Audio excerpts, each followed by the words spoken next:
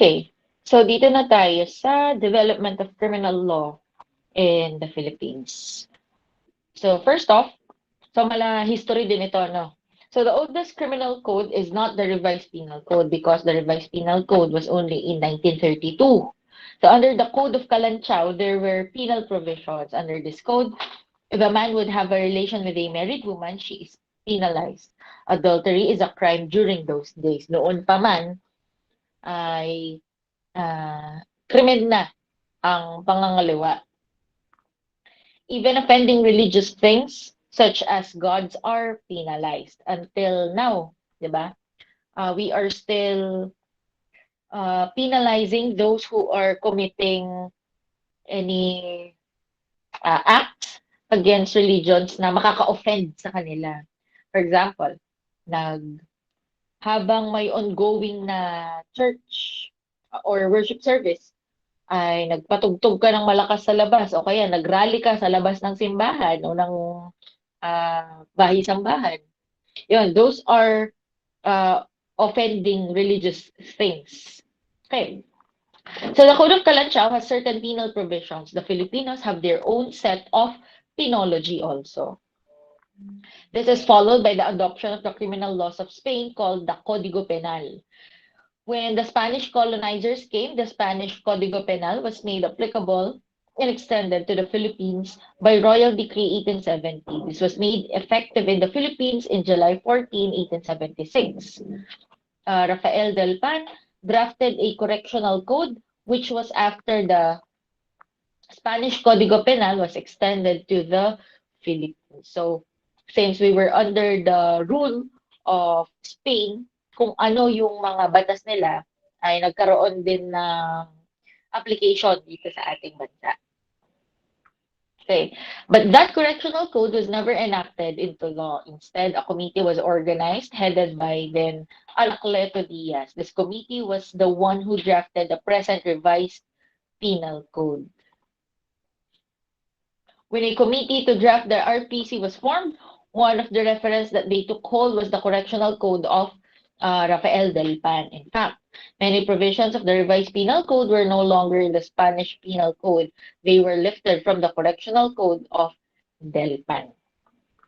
Take note ha, gamit pa rin natin ang revised penal code hanggang ngayon. There are only certain provisions that needed to be amended. Kaya may mga parte lang doon na hindi na ginamit o may mga binago.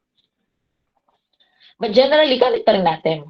So it was him who formulated or paraphrased this provision, making it simpler and more understandable to Filipinos because at that time, there were only a handful who understood Spanish. Kaya may mga legal maxims na Spanish o may mga decisions doon or examples doon sa revised penal code na Spanish. Eh kaso nga, hindi naman tayo nag-i-Espanyol. Iilan lang ang mga natuto noon. During the time of President Manuel Rojas, a code commission was tasked to draft a penal code that will be more in keeping with the custom, traditions, traits, as well as beliefs of the Filipinos. During that time, the code committee drafted the so-called Code of Crimes, and this too slept in Congress. Because alam niyo naman ang trabaho ng Congress, they create laws. So if something or if a bill yun nga, natulog o hindi nagkaroon ng progress sa isang bill, then hindi siya mapapass into law. So ayun, it was never enacted into law. Among those who participated in drafting the Code of Crimes was Judge Guillermo Guevara. Since that Code of Crimes was never enacted as law, he enacted his own Code of Crimes. But it was the Code of Crimes that was presented in the Batasan as Cabinet Bill number 2 because the Code of Crimes prepared by Guevara was more of a moral code than a penal code. There were several oppositions against the code. So through Assemblyman Estelito Mendoza, the UP Law Center formed a committee which drafted the penal code of the Philippines. This Penal Code of the Philippines was substituted as Cabinet Bill number 2, and this has been discussed in the floor of the Batasang Pambansa. So the Code of Crimes now in Congress was not the Code of Crimes during the time of President Rojas. So this is a different one. Cabinet Bill number 2 is the Penal Code of the Philippines, drafted by a code committee chosen by the UP Law Center. One of them was Professor Ortega. There were 7 members of the code committee. It would have been enacted into law if not for the dissolution of the Batasang Pambansa, which was dissolved. The Congress was planning to revive it so that it can be enacted into law. Then martial law happened. Martial law, during martial law, there are many presidential decrees aside from the special laws passed by the Philippine Legislature Commission. All these laws, which are penal in character, are part of our penal code. If you can remember, yung nabanggit ko na noon, during martial law, it was also President Marcos Sr. na gumagawa ng mga batas. So it is not considered a Republic Act, but these are presidential decrees kasi nga president ang gumawa ng batas. Kaya PD. Lahat ng PD na batas ay na-enact during the time of martial law. Yun, tandaan nyo lang yun. So, sa mas malapit na mga panahon, Justice Secretary Laila De Lima in 2010 announced the formation of an experts group to undertake the comprehensive review of the revised penal code as amended. Many of our systemic justice issues can be traced to our antiquated general penal law passed way back in 1932 when we were under American occupation. Diba? Well, I agree with her na it's high time na ma-amend na yung ating revised penal code because 1932 pa nga yun. Ilang taon na ang lumipas? 90. Magna-91 na sa January. January to na ipasa eh. Diba? So, yung mga nakalagay doon, maaaring hindi na aplikable sa panahon ngayon. Kaya kailangan nilang ma-amend talaga. Over the years, there have been dramatic changes in the nature and types of crime, and there is an urgent need to craft a truly organic Filipino criminal code attuned to our values and norms. Of course, laws should always be aligned with the values, with the norms, with the customs of a certain country. Kasi hindi naman pwede na yung mga penal laws o yung mga batas na nasa ibang bansa ina-apply, ay i-apply din natin dito sa Pilipinas. Kasi nga, baka naman hindi siya aligned sa norms natin, sa mga values natin. Okay. So, basic concepts in criminal law. We have mala in se and mala prohibita. Violations of the revised penal code are referred to as mala in se, which literally means that the act is inherently evil or bad or per se wrongful. Again, pag sinabi nating mala in se is bad in itself. Mali talaga siya.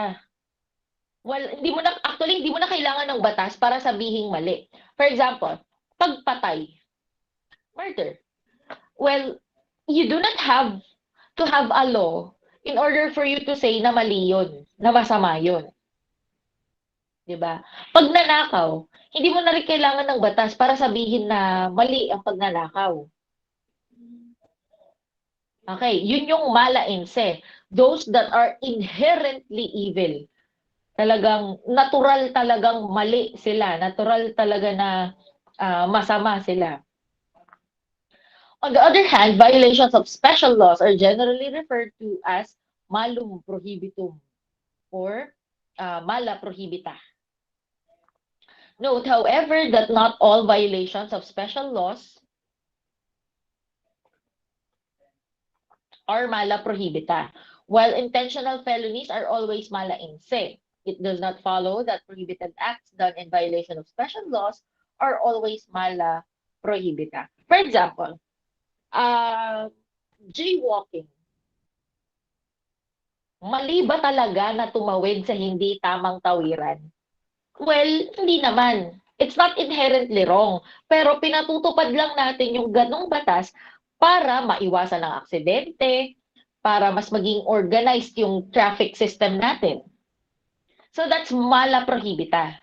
Pero yun nga, yung pagpatay, yung pagnanakaw, masama talaga yun. Kahit saan tayo mapunta, masama talaga yung mga acts na yun. So that is mala inse. Okay? Again, mala inse, these are things that are inherently evil. Yung hindi na natin kailangan pag-isipan pa kung masama, kung tama ba yun o hindi. While mala prohibita, they are not inherently evil. Pinatutupad lang yung mga ganitong batas para maging mas maayos yung pakikipamuhay natin. Okay. While intentional felonies are always mala in se, it does not follow that prohibited acts done in violation of special laws are always mala prohibita, even if the crime is punished under a special law. If the act punished is one which is inherently wrong, the same is malum in se, and therefore good faith and the lack of criminal intent is a valid defense, unless it is the product of criminal negligence or culpa. Okay? Sinabing criminal negligence, the legal term is culpa. Kapabayaan. So likewise, when the special laws requires that the punished act be committed knowingly and willfully, criminal intent is required to be proved before criminal liability may arise. When the act penalized is not inherently wrong, it is wrong only because a law punishes the same. For example, Presidential Decree number 532 punishes piracy in Philippine waters and the Philippine law punishing brigandage in the Philippine highways. Yun. Nagiging mali lang kasi may batas na nagsasabing hindi pwedeng gawin ang isang bagay. So these acts are inherently wrong, and although they are punished under special law, the acts themselves are mala inse. Thus, good faith or lack of criminal intent is a defense. Okay. Elements of a felony ang next. So for an act to be considered a felony, it must also be done with dolo or culpa. Ito, dolo or culpa. Under Article 3, there is dolo when there is deceit. May panloloko. This is no longer true. At the time the revised penal code was codified, the term nearest to dolo was deceit. However, deceit means fraud, and this is not the meaning of dolo. Dolo is deliberate intent, otherwise referred to as criminal intent, and must be coupled with freedom of action and intelligence on the part of the offender as to the act done by him. So pag sinabing dolo, deliberate intent, sinadyang gawin. Okay? Dolo, sinadyang gawin. Sabihin, pinagplanuhan. So the term, therefore, has three requisites on the part of the offender. Sa kung sino man yung gumawa ng krimen, kailangan ma-accomplish niya itong tatlong to. First is criminal intent. May gusto talaga siyang gawin na hindi maganda. Then freedom of action. May kakayahan siyang gawin yung gusto niya. Malaya siya. And then intelligence. Nasa katinoan siya. Nasa tamang pag-iisip siya. If any of this is absent, there is no dolo. If there is no dolo, there could be no intentional felony. For example, merong isang baliw. Gusto niyang pumatay. May kakayahan siyang pumatay. Wala naman siyang kapansanan sa katawan. Sa pag-iisip lang siya may kapansanan. Pero yun nga, baliw siya. Kaya, wala siyang intelligence. Okay? So kapag yun, yung baliw na yun ay gumawa ng krimen, then walang dolo. Therefore, walang criminal intent. Ayun. So requisites before a felony may be committed. An act or omission, merong paggawa o merong hindi ginawa na dapat gawin. Punishable by the revised penal code. And the act is performed or the omission incurred by means of dolo or culpa But although there is no intentional felony, there could be a culpable felony. Again, requisites before a felony may be committed. Una, merong ginawa na hindi dapat gawin. Or merong hindi ginawa, pero ginawa nga. Kalawa, yung ginawa niya o yung hindi niya ginawa ay punishable by the revised penal code. And that the act is performed or the omission incurred by means of dolo or culpa. Ano naman yung culpa? Kanina kasi puro dolo pinag-uusapan natin. Criminal negligence. Sa dolo, criminal intent. Pag sinabing intent, may intensyon talaga. So, sinadyang gawin ang isang bagay. Criminal negligence naman, kapabayaan. Okay. So, culpa requires the concurrence of three requisites. Criminal negligence on the part of the offender, that is, the crime was the result of negligence. Reckless imprudence, lack of foresight, or lack of skill. Siguro may mga nagdadrive sa inyo. So, sabihin na natin nagmamaneho, may taong tumawid sa hindi tamang tawiran. Tapos, nasagasaan mo siya. Yun. Criminal negligence yun. Hindi ka naman bumangon sa araw na yun at nagplanong, mananagasa ako ng mga taong tumatawid sa hindi tamang tawiran. Hindi mo naman pinlano na ganun, di ba? Aksidente eh. Hindi nga yung tamang tawiran, so ina-expect mo wala talagang tao doon. But still, may nangyaring crime, sabi natin, na-injure siya or namatay siya. So, eto yon, criminal negligence. Then, freedom of action on the part of the offender, that is, he was not acting under duress. Nung nagmamaneho ka, wala namang nanunulsul sa'yo at sinasabi na wala namang nanunulsul sa'yo at sinasabing managasa ka. So, malaya kang gawin yung gusto mo. So, intelligence on the part of the offender in performing the negligent act. So, may isang, meron pang kakayahan o intelligence nga na gawin. Nasa tamang pag-iisip ka nun. Okay? So, criminal negligence, freedom of action, and intelligence. Yun ang requisites ng culpa. Okay? Culpa. Ibig sabihin, criminal negligence, hindi sinadya. Para maging part ng felony. So between dolo and culpa, the distinction lies on the criminal intent and criminal negligence. If any of these requisites is absent, there can be no dolo. There can be no dolo nor culpa. When there is no dolo or culpa, a felony cannot arise. Kung hindi kumpleto yung elements ng dolo or culpa, walang felony. Okay. And lastly, is the stages of commission of felony. Ito yung sinabi ko last week na pag-aaralan natin. Merong tatlong stage sa paggawa ng felony. We have attempted, frustrated, and consummated. So dito muna tayo sa attempted.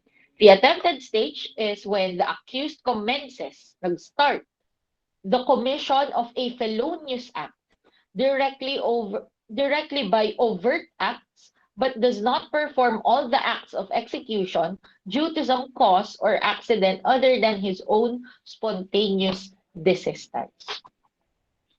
Okay, tandaan nyo to ha. The accused commences the commission of a felonious act directly by overt acts. Yung akusado o yung offender, sinimulan na. Okay, sinimulan na yung krimen, yung paggawa ng krimen, yung felonious act, directly by overt acts, as in literal na may ginawa na siya. For example, arson. Arson is the intentional setting of fire to a certain building, sabi natin. So, susunugin natin yung isang building. Anong example? Nagbuhos na tayo ng gasolina doon sa paligid ng building. Yun yung overt act natin. Pag sinabi kasing overt, nakikita. Okay, nakikita na yung action. But does not perform all the acts of execution. Pero hindi niya nagawa lahat ng dapat niyang gawin. Ano bang dapat gawin para masunog yung building? Sapat na ba yung nagbuhos lang tayo ng gasolina? Sapat na ba? Sagot Hindi po. kayo. Hindi, di ba? Hindi naman masusunog yung building kung binuhusan lang natin ng gas. Ano pang dapat natin gawin? Sindihan po. Sindihan. Maglagay ng apoy. Di ba? Ayun. Kaso nga, sa attempted stage, the offender does not perform all the acts of execution due to some cause or accident other than his own spontaneous desistance. Pag sinabing spontaneous desistance, siya na mismo na offender yung nagsabi, ay, hindi ko na itutuloy. So, nagkaroon ng aksidente or some other cause. Sabihin natin, biglang umulan. Yun. Wala akong magagawa doon. Nung umulan, nabasa yung gas. Tapos, nabasa din yung posporo mo. O di, paano mo masindihan? Di wala. Attempted stage. Gets nyo? Ulit. Attempted stage, may nasimulan kang gawin, pero hindi mo natapos. Yun yung attempted stage. So the attempt which the penal code punishes is that which has a connection to a particular concrete offense, that which is the beginning of the execution of the offense by overt acts of the perpetrator, leading directly to its realization and commission. And then the act must not be equivocal but indicates a clear intention to commit a particular and specific felony. Thus, the act of a notorious criminal in following a woman cannot be the attempted stage of a felony. Okay? Pag sinabing overt or external act, yung binabanggit natin kanina pa, is some physical deed or activity. Physical ha, ibig sabihin, literal na nakikita mong ginagawa kasi physical. Indicating the intention to commit a particular crime. Hindi pwedeng naisip mo lang. Hindi yun overt. Covert yun. Okay? Overt, open. Covert, closed. So, overt, nakikita. More than a mere planning or preparation, which if carried out to, is complete termination following its natural course without being frustrated by external obstacles nor by the voluntary desistance of the perpetrator. It will logically and necessarily ripen into a concrete offense. So, overt is an external act. Nakikita. Hindi ito yung nasa isip lang. Nasa isip mo lang na nagpaplano ka pa sa isip mo, papatayin ko si ganito. That is not an overt act. Kasi nasa isip mo lang siya. Okay. Example, the accused pressed a chemically soaked cloth on the mouth of the woman to induce her to sleep while he lay on top of her and pressed his body to her. The act is not the overt act that will logically and necessarily ripen into rape. They constitute unjust vexation. So, walang rape sa part na yon. Bakit? Kasi hindi niya naman hinubaran. Pinatulog niya yung babae, tapos pumatong siya. Pinatulog niya gamit ang isang chemically soaked cloth nga. Pinaamoy niya, nakatulog yung babae, tapos pumatong lang siya. Hindi niya hinubaran, at hindi niya hinawak-hawakan. So, walang attempted rape doon, but it constitutes unjust vexation. Okay, one found inside the house but no article was found on him is liable for trespass and not for attempted theft or robbery, even if he is a notorious robber. Kasi nga, sa attempted stage, kailangan may overt act, may nasimulan ka. Pero kung nasa loob ka lang ng bahay, wala kang kinuha, trespassing yun. Hindi yun theft or robbery. Then paints or making a hole in the wall is not liable for attempted robbery but for attempted trespass. This is because the accused has not yet passed the subjective phase, or that phase encompassed from the time an act is executed, which begins the commission of the crime, until the time of the performance of the last act necessary to produce the crime, but where the accused has still control over his actions and their results. The accused was not able to continue performing the acts to produce the crime. He was prevented by external forces, and not because he himself chose not to continue, such as when his weapon was snatched, or his intended victim managed to escape, or he was overpowered or arrested. May papatayin ka sana, kinidnap mo na, kaso nakatakas. Ayun. Okay, second stage is the frustrated stage. So the accused has performed all Ulit ha, the accused has performed all the acts of execution necessary to produce the felony, but the crime is not produced by reason of causes independent of the will of the accused. Example natin kanina, uh, arson, binuhusan na natin ng gas yung palibot ng bahay. Kaso nung umulan, nabasa yung posporo natin, hindi natin nasindihan.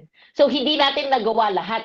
'Di ba? Kasi kailangan para masunog yung bahay, kailangan masindihan yung gas, 'di ba? Dito sa frustrated stage, nagawa mo lahat 'yun. So nalagyan mo ng gas yung palibot ng bahay, nasindihan mo din yung gas. Kaso, but the crime is not produced by reason of causes independent of the will of the accused. Sabihin natin, dun pa lang umulan. Umulan nung nasindihan mo na, nung may apoy na, frustrated na yon. Pero nung hindi mo siya masindihan, nabasa yung posporo mo, attempted yon. Okay. So the accused has passed the subjective phase and is now in the objective phase, or that portion of the commission of the crime where the accused has performed the last act necessary to produce the intended crime. Ulitin natin yon. The accused has performed the last act. So from the first part to the last part ng action niya, nagawa niya para maging matagumpay yung krimen niya.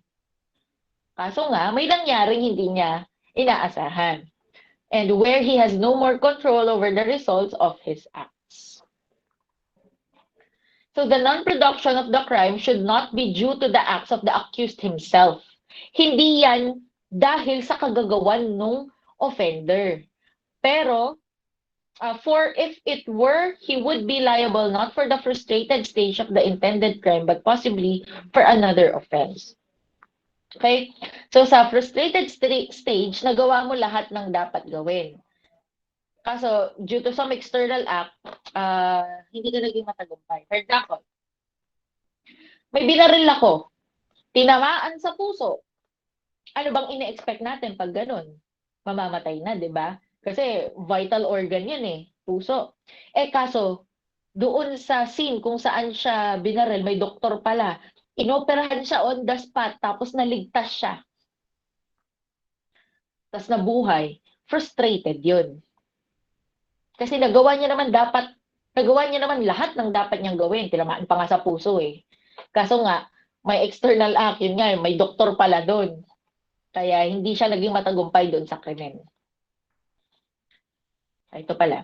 Where the accused shot the victim, mortally wounding him, but he himself saved the life of the victim, his liability for that is that for serious physical injuries as the intent to kill is absent.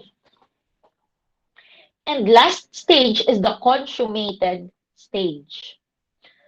So when all the elements of the crime are present, whether it be the intended crime or a different crime. So, nangyari na lahat ng dapat mangyari. Yun, na-consummate na, finish na. Okay. Factors to consider in determining the proper stage. So, the manner of the commission of the crime and how it is defined by the revised penal code. Some crimes have only the consummated stage, such as threats, coercion, alarms and scandals, slander, acts of lasciviousness.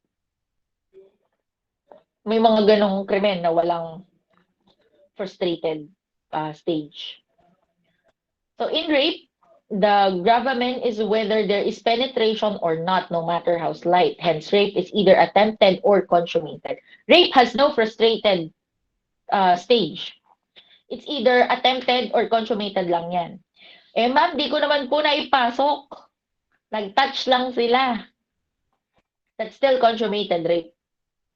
Okay? Whether there was penetration or nag-touch lang, consummated na yon. Pero kung hinubaran mo pa lang, attempted yun. Okay? Okay.